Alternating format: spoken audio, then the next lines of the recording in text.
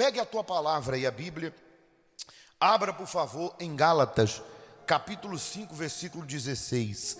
O homem que ouve a palavra. O homem que ouve a palavra de Deus é como aquele que sobre a rocha edificou. Caíram as chuvas. Caíram as chuvas. E o rio transbordou. E o rio transbordou. Soprou o vento. Soprou o vento. E enfureceu.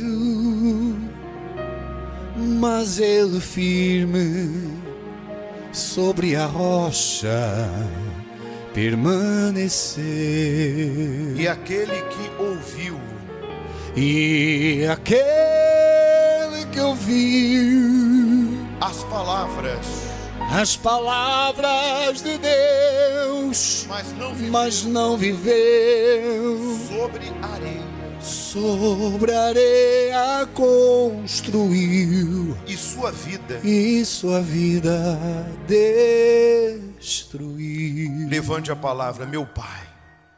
Fale conosco através dessa palavra, nos dê a direção para sairmos daqui, colocar em prática e vivermos os benefícios da mesma.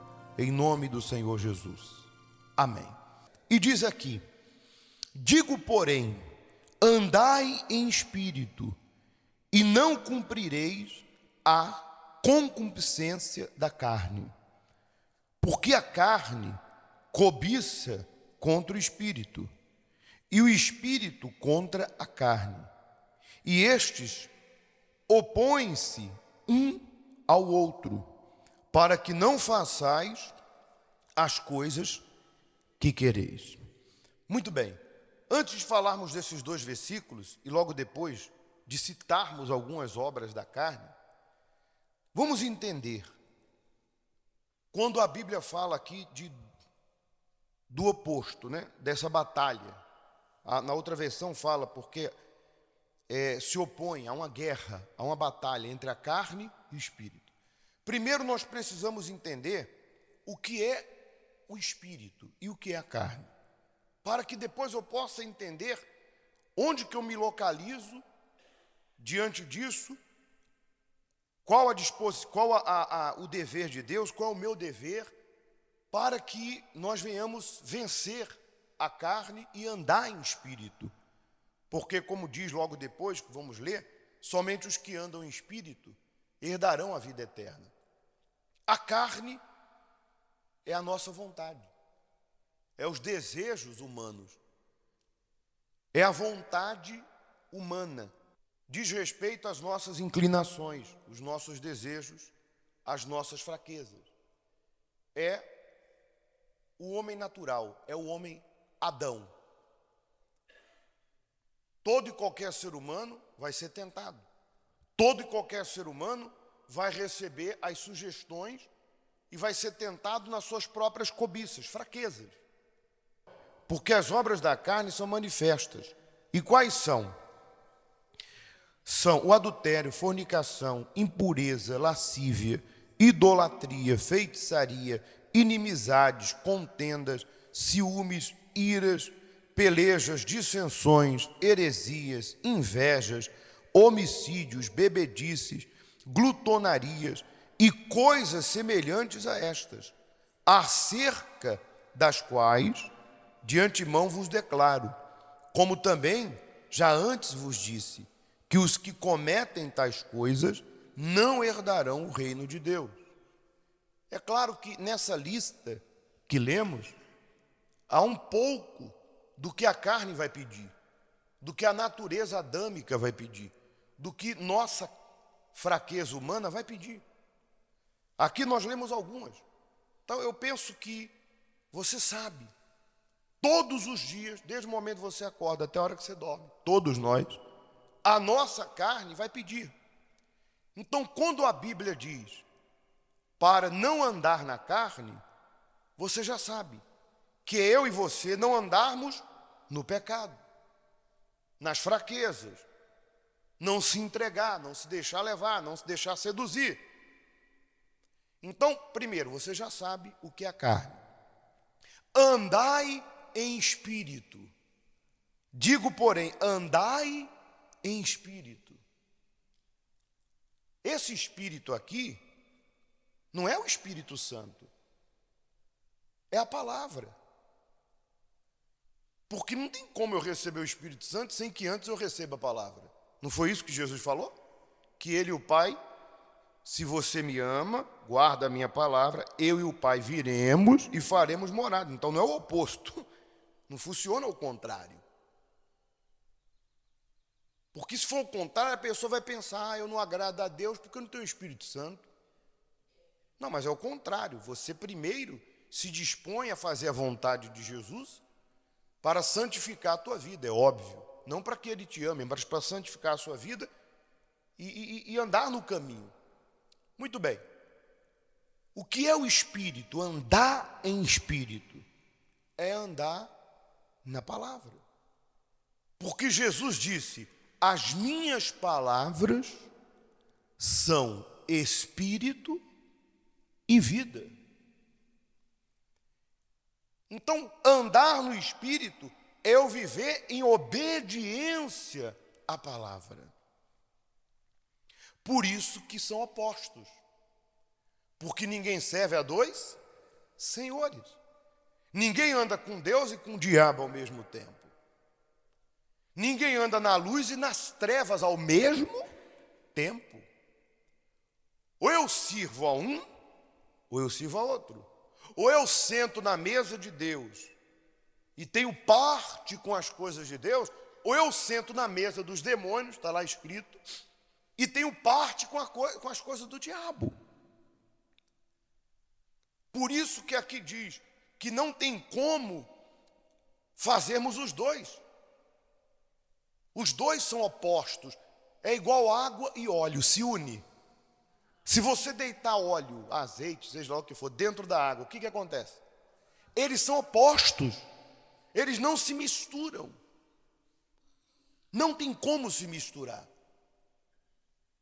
E é justamente aí que eu não posso me enganar. Não é porque eu estou dentro do ambiente da fé, dentro do ambiente da igreja, porque eu me sinto bem, porque o pastor me faz sentir bem, a oração me faz sentir bem, o ambiente me faz sentir bem, que eu estou no reino de Deus. Isso é engano. Aliás, foi isso que Deus falou em Jeremias 7, quando ele pediu para o profeta ir para a porta do templo, e Deus falou assim, olha, vai lá na porta da igreja, e prega para aqueles que estão entrando dentro da igreja para adorar, para me adorar. Fala para eles que se eles não emendarem os caminhos deles e não se consertarem comigo, eu não vou dar paz a eles nessa terra. Eu não habitarei com eles onde eles estão. Fala para eles que eu estou vendo o que eles andam fazendo. Eles roubam, adulteram, prostituem e depois chegam na minha casa, posso falar? Na maior cara de pau. Por quê? Porque não é falta de entendimento. Porque, atenção, nós oramos por você. Nós pregamos a verdade, procuramos ser o mais claro, pedimos a Deus, Deus nos orienta para sermos o mais claro possível com as pessoas. E entendemos que há pessoas que sofrem por ignorância, mas eu duvido, você que está aqui já há um bom tempo, eu duvido que você esteja na ignorância. Eu duvido que você não saiba qual é o caminho que vai te conduzir à vida eterna. Agora, se a pessoa não quer seguir o caminho, se ela não quer obedecer, não significa dizer que Deus te rejeitou. Não significa dizer que não tem chance para você. Mas você tem que ter consciência que agora você vai sofrer, não porque não conhecia. Agora você vai sofrer porque conhece e se nega a praticar. Agora você vai sofrer consciente. Aí eu pergunto, Deus quer isso? Não. Você quer? Não. Então, você diz, pastor, o que eu faço? Eu te digo, faça. Porque está aqui, ó, andai. Eu até anotei aqui, ó. Andar, andai. Eu pergunto, que é preciso para andar?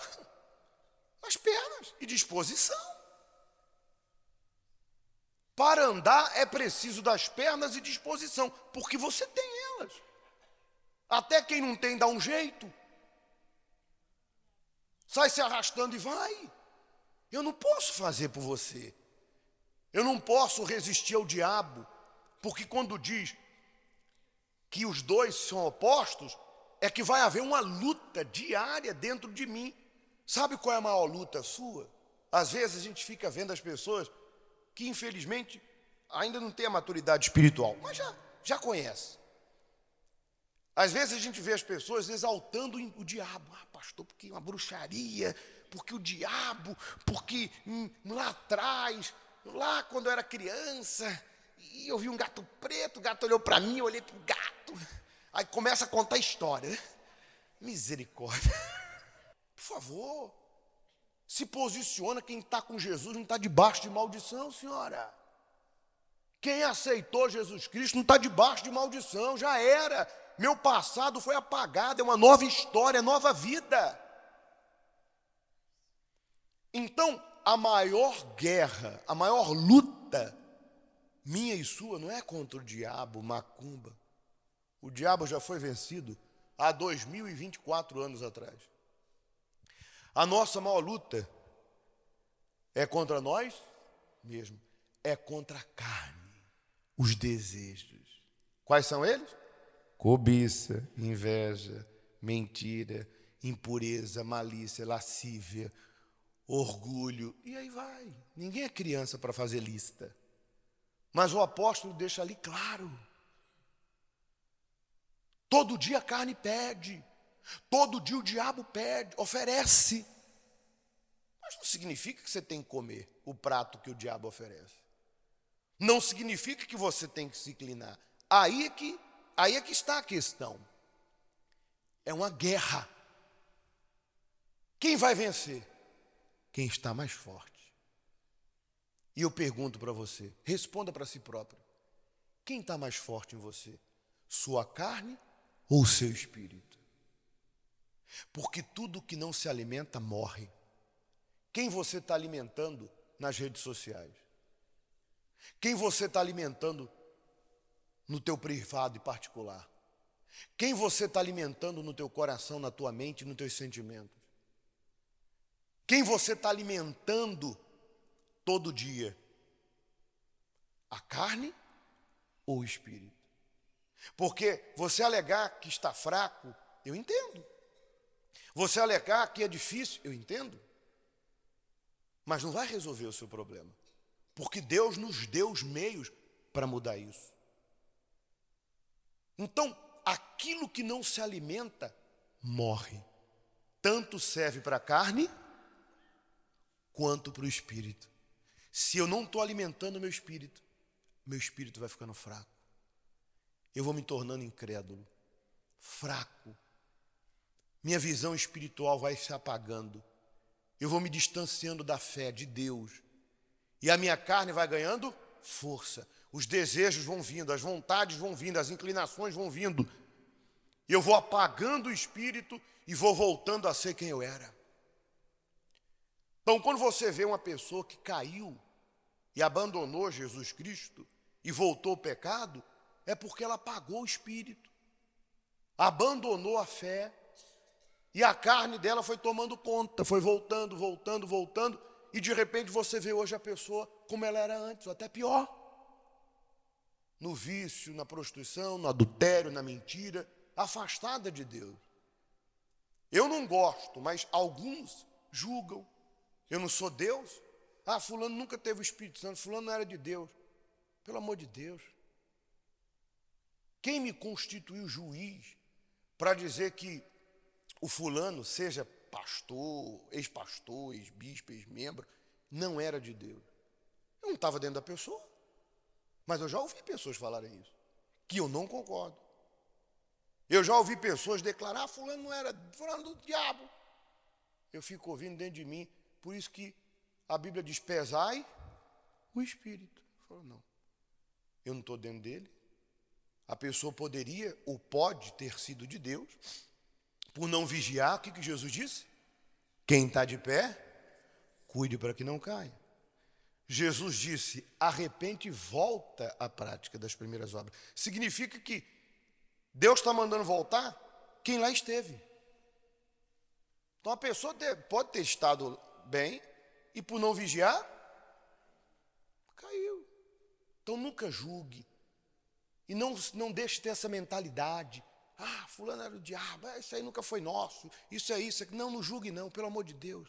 Só diga o seguinte, meu Deus, tenha misericórdia dessa pessoa e não permita que aconteça o mesmo comigo. Porque quem é humano, Jesus disse, cuide. Cuide. Mas o que pode ter acontecido com muitas pessoas que você conhece da igreja é que por não alimentar o espírito, ele foi enfraquecendo e por começar a alimentar a carne, ela foi ganhando força. E o que aconteceu no confronto? Diário, a carne sobrepôs o espírito e venceu aquela pessoa. Foi quando a pessoa se entregou ao que nós acabamos de ler. Se entregou ao vício, se entregou à inveja, se entregou ao orgulho, ao adultério, se entregou à impureza, ela se entregou. Mas ela foi escolhida por Deus. Porque o escolhido é aquele que Deus revelou. Não é porque uma pessoa caiu que Deus não escolheu ela. Ué, e Davi? E aí? Davi foi escolhido, só que por não vigiar, a carne sobrepôs o espírito. E é óbvio que fique claro, quando fala andar em espírito é para o nosso próprio bem, porque Deus sempre vai nos perdoar, mas as consequências de um pecado vêm. Por isso que a Bíblia diz, porque no 17, porque a carne cobiça contra o espírito e o espírito contra a carne. Estes são os opostos, né? Se opõem, melhor, porque eu estou lendo a outra versão. Um ao outro, para que não façais as coisas que quereis. Não o que Deus quer, o que a nossa carne quer. Mas veja que cada pecado traz uma consequência. Deus vai me perdoar. Mas dependendo do erro que eu permiti com que minha carne se entregasse, vai vir a consequência num relacionamento destruído, de uma perda, enfim, de uma atitude que a pessoa tomou e machucou, prejudicou. Isso vem. Mas resumindo e concluindo, se nós alimentarmos o nosso espírito, ele vai estar mais forte que a carne. Porque tudo que se alimenta cresce. Tudo que se cuida, cresce. E se nós não alimentarmos a carne, se nós negarmos a carne, crucificarmos ela vai morrer. De vez em quando um dedinho mexe. De vez em quando vem pensamento. Aí você está amarrado no nome de Jesus. Por isso que aqui diz, né? Andar em espírito. Conforme eu começo a ler a palavra, que é espírito e vida, eu começo a me encher de Deus. Quanto mais da palavra eu leio, mais eu me pareço com Jesus. Mais próximo de Deus eu estou. Mais a minha carne está anestesiada. Quem já tomou anestesia? Quem aí foi no dentista? Tem pessoa que tem pede até oração para ir no dentista. Não precisa pedir oração, vai. Já está abençoado. Eu já abençoo todos que precisam ir no dentista. Mas você lembra? Quando você tomou para arrancar aquele dente do juízo? Qual o nome daquele dente do juízo que fica aqui atrás? O siso. Lembra? Eu tomei 3 de anestesia. Eu ficava dando tapa no rosto assim, era engraçado. Parece que a boca estava aqui embaixo. Eu não sentia nada. E beliscava. Assim fica a nossa vontade humana, carne, quando a gente está no espírito. Ela fica neutralizada. A tentação vem, os desejos vêm, mas aquilo já não lhe diz nada. E é nesse momento, é claro, porque tudo é uma caminhada, que a pessoa já está cheia do Espírito Santo. Porque conforme eu começo a guardar e começo a me inclinar para Deus, o próprio Deus vai derramar o Espírito dele. E com o Espírito Santo é óbvio, aí é que eu vou andar em Espírito mesmo. Porque o próprio Senhor disse que o Espírito Santo nos ensinaria e nos faria lembrar de tudo que nos foi dito. É uma luta, mas a vitória é certa. Por isso que agora, gente, nós vamos nos humilhar diante de Deus. Neste lugar, essa canção que diz, vamos nos humilhar e pedir, Senhor, me ajuda. Se você reconhece que sua carne está forte, pede a Deus, me ajuda, Deus, para sepultar a minha carne. Eu quero sair por aquelas portas e eu quero abandonar a carne. Se o teu espírito está fraco, o Senhor me ajuda para fortalecer o meu espírito.